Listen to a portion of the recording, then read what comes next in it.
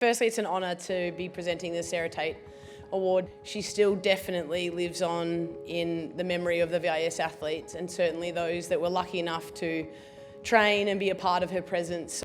One of my great memories of Sarah was, it was a Friday afternoon in 2011. I was training with my other water polo counterpart, and Sarah and Kate were probably on their 20th session of the week. And Sarah had a little girl in a cage or a playpen in the gym.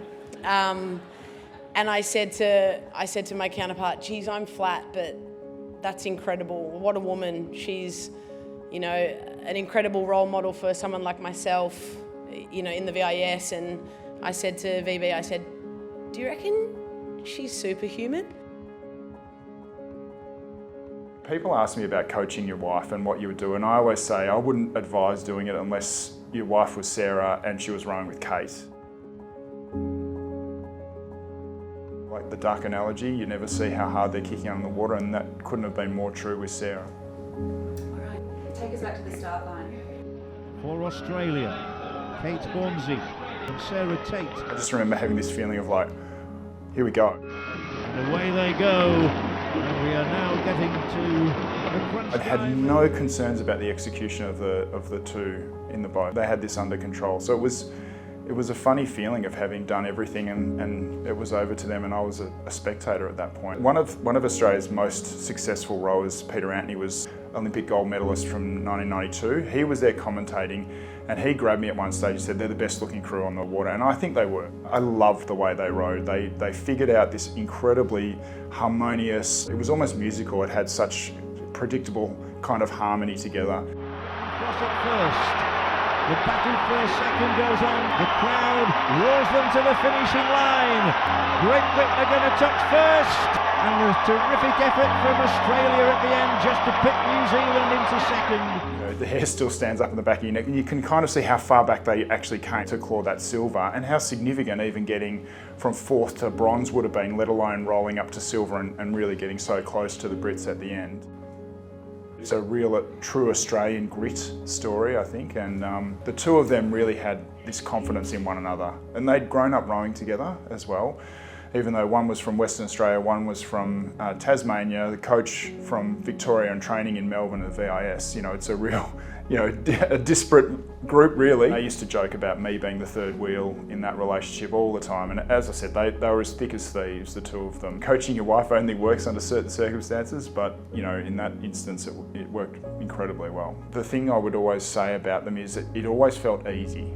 It was. They were working bloody hard all the time, but the work came easily to them, and I think that was reflected in their best performances. And how did you guys juggle the parenting? When Layla was first born, it was a real challenge because, you know, rowing is a 30-hour of training a week kind of commitment, and Sarah got back into training almost straight away. I think 10 weeks after giving birth to Layla, she did a 3-day camp without sleep. I remember some of the guys saying they would see Sarah breastfeeding Layla, you know, the moments after doing a massive ergo test, a rowing machine test for national selection, and it kind of calmed them down. I thought, well, this is not the biggest thing in the world if this athlete's got to look after their little one as well. You saw Layla got to come into the kiss and cry afterwards, and she still remembers that. Mum was a pretty big deal. We were able to get pregnant straight away again after London with Luca. Sarah was still trying to train in preparation for her, you know, recommencement to the Rio campaign. And eventually, of course, we found out, you know, she had cancer. They didn't think it was too bad. They thought they might have caught it early enough to be able to treat it. And she was treated at first. Luca came out really early. He came out at 30 weeks, I think, and she started chemo and radiotherapy straight away, like that day. And then she started training again. And the goal was always to kind of get back into the pair with Kate.